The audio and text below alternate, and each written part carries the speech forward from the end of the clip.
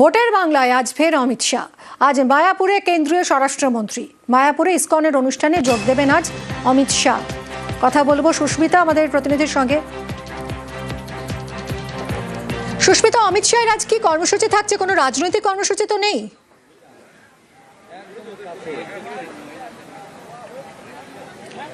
দেখো না, নির্বাচনের আগে অমিত শাহ আবারও এক মাসের কম সময়ের ব্যবধানে তার বঙ্গ সফর। তবে প্রতিবারের যে কর্মসূচি, সেই কর্মসূচিতে আমরা যেমনটা দেখি তিনি কর্মী সভা সারেন, কিন্তু এবারের কর্মসূচি সম্পূর্ণ ধর্মীয় কর্মসূচি। কোনো রাজনৈতিক জনসভা বা রাজনৈতিক কর্মী সভা নয় কেন্দ্রীয় স্বরাষ্ট্রমন্ত্রীর। তিনি আসছেন মায়াপুরের ইসকনে এবং সেখানে ধর্মীয় অনুষ্ঠানে যোগদান করবেন।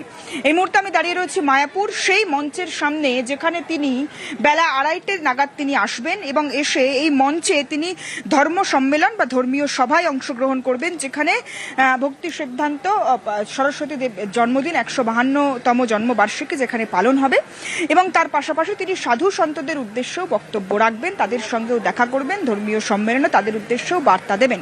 আজকে গোটা দিনের কর্মসূচি যদি বলি, কেন্দ্রীয় স্বরাষ্ট্রমন্ত্রী অমিত শাহ তিনি বেলা 2:30 নাগাদ কলকাতা বিমানবন্দর থেকে মায়াপুরের এই অস্থায়ী হেলিপ্যাড সেখানে আসবেন এবং তারপর মায়াপুরে মন্দির, ইসকনের মন্দির, সেই মন্দির দর্শন করবেন। তার পাশাপাশি মন্দিরের বিগ্রহ দর্শন এবং সেখানে আরতিও করবেন কেন্দ্রীয় স্বরাষ্ট্রমন্ত্রী। তারপর সরাসরি তিনি চলে আসবেন ইসকনের মন্দির সংলগ্ন এই যে মঞ্চ প্রস্তুত করা হয়েছে সেই মঞ্চে। সেখানেই তিনি 152তম জন্মবার্ষিকী ভক্তি সিদ্ধান্ত সরস্বতী তার জন্মবার্ষিকী, সেই জন্মবার্ষিকীতে তিনি বক্তব্য রাখবেন, তিনি ধর্মীয় সম্মেলনে অংশগ্রহণ করবেন। তবে এই গোটা যে কর্মসূচি বা গোটা যে বঙ্গ সফর, সেটিকে কোনোভাবেই শুধুমাত্র ধর্মীয় সফর বলে মানতে নারাজ রাজনৈতিক দলগুলি। তার কারণ বিধানসভা নির্বাচন আগামী কয়েক মাসের মধ্যেই নির্বাচন অনুষ্ঠিত হবে। তার আগে কেন্দ্রীয় স্বরাষ্ট্রমন্ত্রীর এই বঙ্গ সফরকে অবশ্যই তৃণমূল কংগ্রেস কটাক্ষ করছে। তারা বলছে বিজেপির যে ভোট কার্ড বা বিজেপির যে ট্রাম্প কার্ড হিন্দুত্ব ইস্যু, সেই হিন্দুত্ব ইস্যুকে শান দেওয়ার জন্যই মূলত ইসকনে এসে কেন্দ্রীয় স্বরাষ্ট্রমন্ত্রী অমিত শাহ তিনি বক্তব্য রাখবেন, তিনি ধর্মীয় সম্মেলনে অংশগ্রহণ করবেন। আজ অমিত শাহ অনেক মঞ্চে উপস্থিত।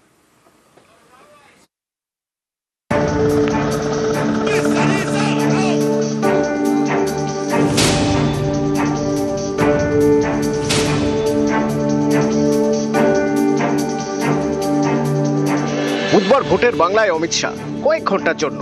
আনুষ্ঠানিকভাবে কোনো রাজনৈতিক কর্মসূচি নেই। অমিত শাহ যাবেন নদিয়ার নবদ্বীপের ইসকনে। বুধবার দুপুর 1:35 নাগাদ কলকাতা বিমানবন্দরে নামবেন। সেখান থেকে হেলিকপ্টারে মায়াপুর। দুপুর 2:25 থেকে বিকেল 4:25 পর্যন্ত থাকবেন ইসকনে। গৌড়ীয় মঠের প্রতিষ্ঠাতা ভক্তি সিদ্ধান্ত সরস্বতী গোস্বামী মহারাজের 152তম আবির্ভাব দিবস উপলক্ষে অনুষ্ঠান। এই অনুষ্ঠানে প্রধান অতিথি কেন্দ্রীয় স্বরাষ্ট্রমন্ত্রী। গৌড়ীয় বৈষ্ণব সমাজের প্রতিনিধিদের নিয়ে সম্মেলনে অমিত শাহের বক্তৃতা দেওয়ার কথা। বুধবারই তিনি দিল্লি ফিরে যাবেন। কোনো রাজনৈতিক কর্মসূচি নয়, তবু উঠছে প্রশ্ন, এটা কি কৌশলে হিন্দুত্বের শান দেওয়ার চেষ্টা? মায়াপুর ইসকন মন্দির বিশ্ববিখ্যাত মন্দির তৈরি হচ্ছে। তারা চান যে একবার মাননীয় অমিত শাহ ওখানে যান। এর অনেক বছর আগের থেকে ওনারা আগ্রহ করেছেন আসার জন্য, কিন্তু মাননীয় অমিত শাহ সময় দিতে পারেননি বলে এবারে একবার যাওয়ার চেষ্টা করবেন উনি ওখানে। তো দর্শনীয় স্থান, প্রত্যেকের যাওয়া উচিত। বিজেপি হিন্দুত্ব বলতে লজ্জা পায় না, কারণ হিন্দুদের দেশ, হিন্দু কালচার এখানকার, লাইফস্টাইল এখানকার হিন্দু। ফালতু সেকুলারিজম দেখাই না, আমরা হিন্দু জীবন পদ্ধতি, হিন্দু আইডিওলজিতে বিশ্বাস করি। দিলীপ ঘোষদের বড় বড় কথার অমিত শাহ নতুন আসছেন, মঙ্গল গ্রহ থেকে আসছেন। ভোট এলেই আসেন অমিত শাহ। 21 ভোটে কবার এসছেন নরেন্দ্র মোদী। অমিত শাহ আসবেন, যাবেন, হারবেন, তারপর আর দেখা যাবে না, বাংলা টাকা আটকাবেন। এটা তো ওনাদের ট্র্যাক রেকর্ডে দাঁড়িয়ে গেছে। ওনারা কোনো মন্দিরে যাচ্ছেন, যাবেন। আমরা মন্দির, মসজিদ, গির্জা সব জায়গায় মাননীয় মুখ্যমন্ত্রী যান। আমরা সমাজের সকলকে নিয়ে চলি, ধর্ম যার যার, সমাজটা সবার। নিউজ 18 বাংলা। এই আরও পদে থাকা রাজ্য সরকারের 7 অফিসার সাসপেন্ড কেন অফিসারদের বক্তব্য শোনা হয়নি, এইসব প্রশ্ন তুলে নির্বাচন কমিশনের বিরুদ্ধে সুর চড়ালেন মুখ্যমন্ত্রী গতকাল নবান্ন থেকে।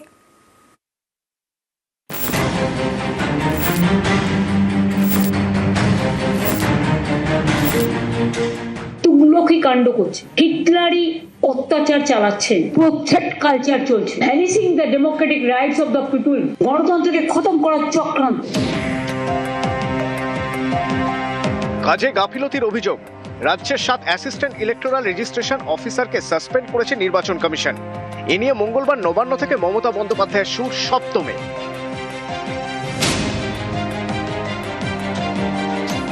ইয়ারোদের সাসপেন্ড করলেন কারণটা কি? আপনারা যে ইয়ারোদের সাসপেন্ড করলেন তাদের কাছে একবারও জানতে চেয়েছে যে তাদের অপরাধটা কি, তাদের দোষটা কি?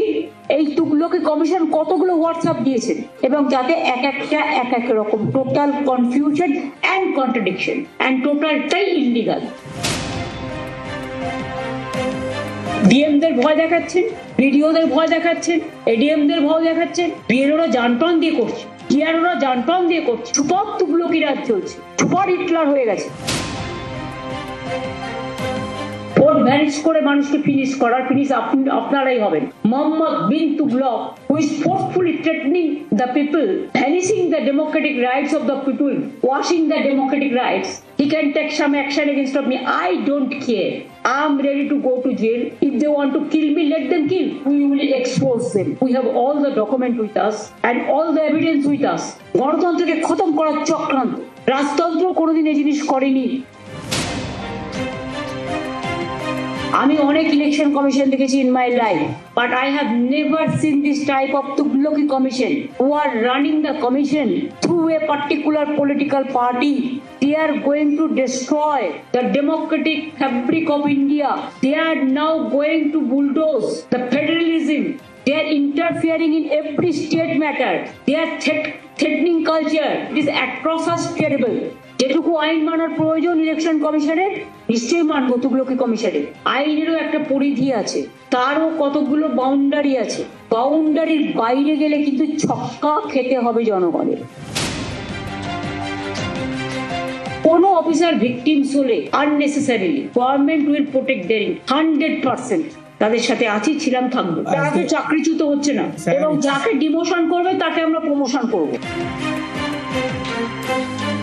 নিউজ 18 বাংলা।